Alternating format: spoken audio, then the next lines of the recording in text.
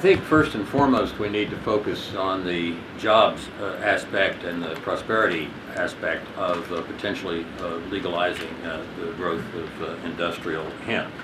Its uses are stunningly broad. About 35% of the new Mercedes-Benzes are made out of hemp, for example, in Germany.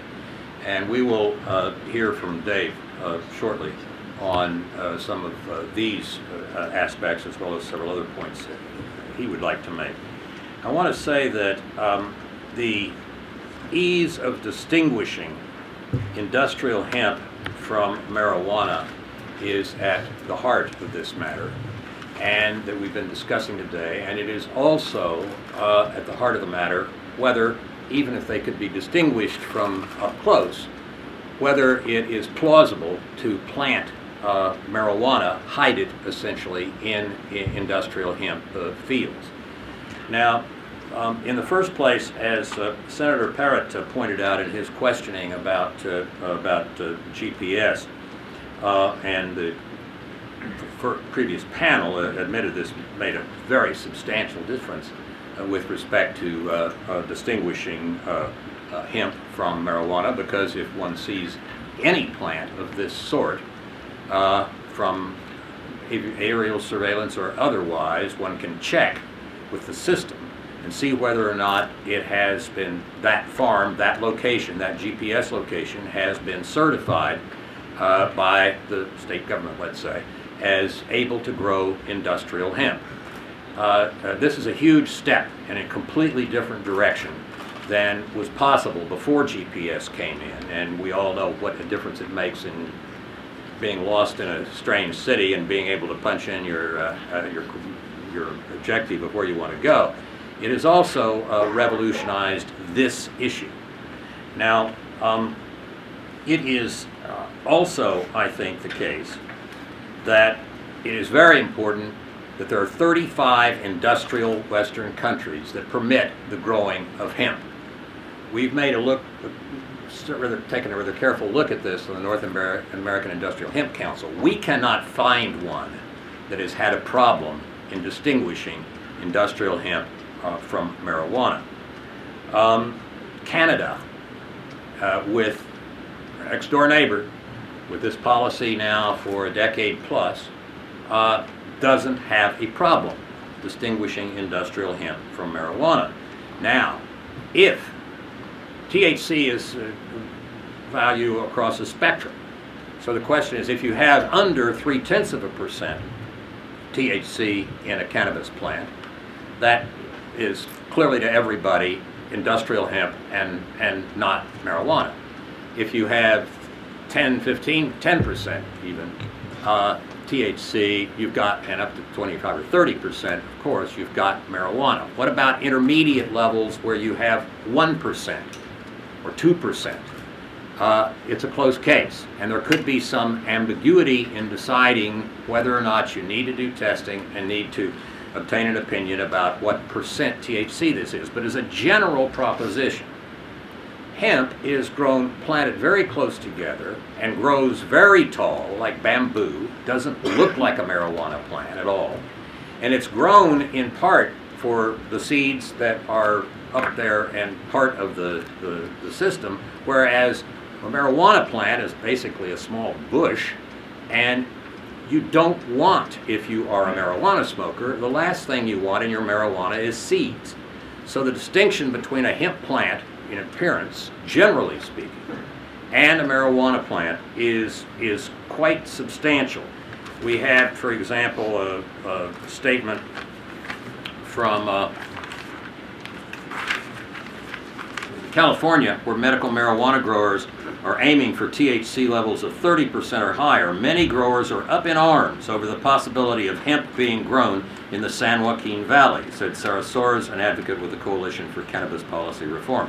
They argue that pollen from industrial hemp will destroy their crops, she said. Even indoor growers go to great lengths to prevent pollen from sneaking in with HEPA filters and sticky mats at doorways. So the marijuana growers are about the last people who want industrial hemp. They complain a great deal about policies that let industrial hemp go forward. The question comes then of what about the farmer who's taking a chance? He's got a big hemp field. He's been certified by the state. It's okay for him to grow hemp, but he'd like a little bit of extra money, and so he sneaks off into a corner of his field and plants some marijuana surrounded by hemp. Would he do that? Well, most farmers I know are more honest than that, but even if he were a dishonest farmer, would he do that? Only really if he knows nothing about botany or he's high on marijuana. Those would be the two cases. Why?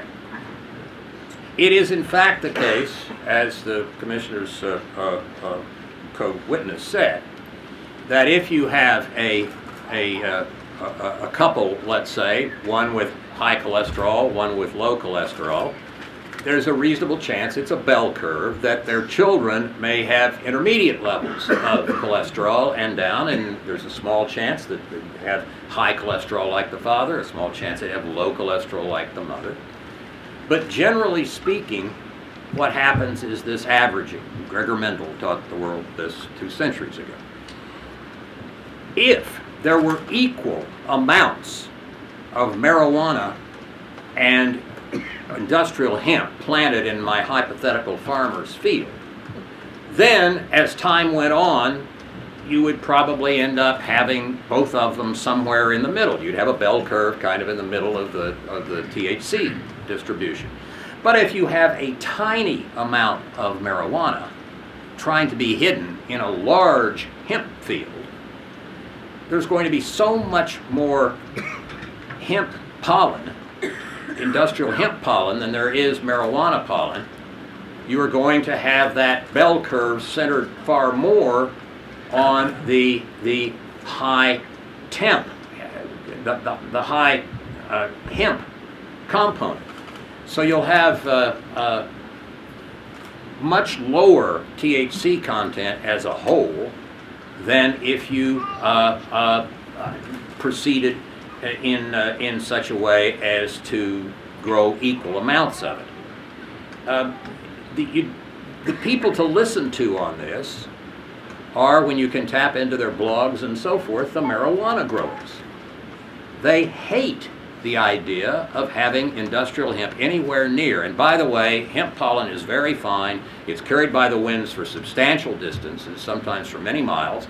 So that's the reason marijuana growers, even in their indoor marijuana growing facilities, have filters and all of the things that we described.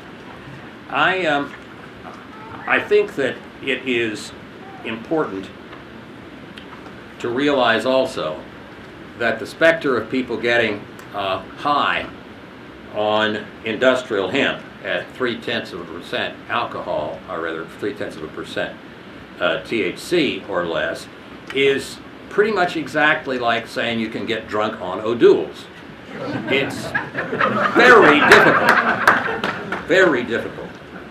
I think that it is important to get to the bottom of this issue of whether marijuana can be hidden inside hemp fields, because due to the structure of the registration, due to GPS and due to the rest, I think those problems have all whittled away at this issue, and what you're left with is the suspicion that some crazed marijuana grower is going to be so stupid as to try to hide his marijuana inside a big industrial hemp field. He risks forfeiting his farm.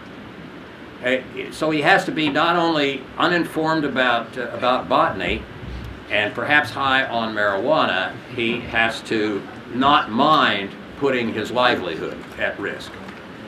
My own view is that it is highly unlikely, but it is something that needs to be checked by law enforcement, that someone is going to do that. It is the committee's call, but I cannot find myself terrified of a large-scale growth of marijuana by the testimony of our predecessors on the preceding panel.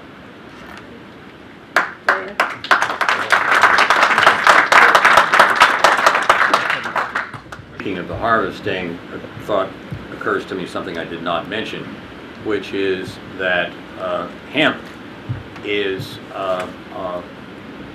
generally harvested before marijuana. So if you got a field that has marijuana hidden inside the hemp, it's going to get cut before people are ready to cut it. And from the point of view of one who smokes marijuana, it would be wasted. I just want to say how much of an honor it is to have Director Woolsey here today. I think we should all remember this is a man who held one of the most difficult jobs in government. He was confirmed by the United States Senate for his job and had a job that traded information at the very apex of trying to decide what is good information and what is bad information.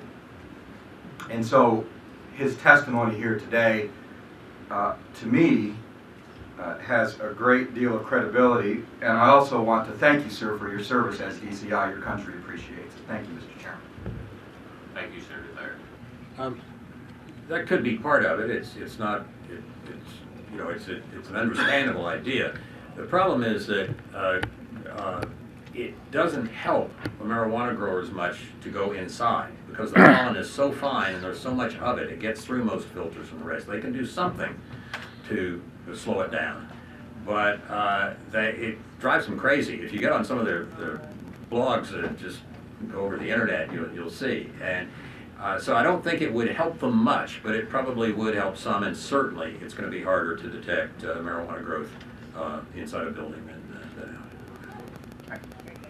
Is it going to make any difference for the people that are trying to grow marijuana to be able to hide it among the hemp plants without going onto someone else's property and hiding it within their growth? Hiding it amongst the hemp plants, whether on their own property or somebody else's, is truly stupid. And they have to either be stupid or very high or both in order to take that route. It's under certain circumstances, if you've taken virtually all of the seeds away, for example, from the male plants, yeah, maybe, but for most any growth of industrial hemp, marijuana growers want to stay as far from that as possible, either whether they're inside or outside. And pollen is carried very easily by the wind, so they have to stay a long distance away. It really is a nightmare for them. And of course, for those of us who do not want to legalize marijuana, nightmares for marijuana growers are just fine. Mr. Woolsey, just one follow-up on that if I could, and that is that I believe the State Police argument was that if they're first generation seeds, if you will, then that plant would still maintain that THC level. It would only be the second generation, the seeds that are produced by the cross-pollination. Sure, but a generation of hemp plants comes along every 4 to 6 months. So, I mean, my wife and I have 3 sons. Our genetic composition didn't change after either of those 3 births. You don't change your genetic composition during your lifetime, whether you create another living being or plant or not. So sure, they're right, but unlike people who have 25 or 30 years between generations, marijuana has about, like I said, 4 to 6 months in between generations. So if you have a field that has a lot of male non-THC or non-THC plants growing, it's going to fertilize continually, and those plants that are fertilized with very low THC are going to continually themselves fertilize other plants. It's an exponential practically, and so yes, the commissioner's point was correct. It's just, I think, not highly relevant. And for the director and both congressmen, how genetics than it is a cultivation, because what we're talking about here is removing male pollen from a field so the female plants continually produce more buds, which is what the growers want, right? I mean, it's more cultivation than genetics. Well, it's what the growers want, but you need both. And it really is, I think, highly impractical. You need somebody who knows more about the agronomy of this than I do, but yeah, I think it's highly impractical to strip away the seeds and find yourself with a large amount of usable marijuana unless you've got it in hand and you're not trying to create it, but to try to create a field of regular marijuana from a field of highly non-THC marijuana plants, it just, Bonnie, doesn't work that way. Is there any hope at all that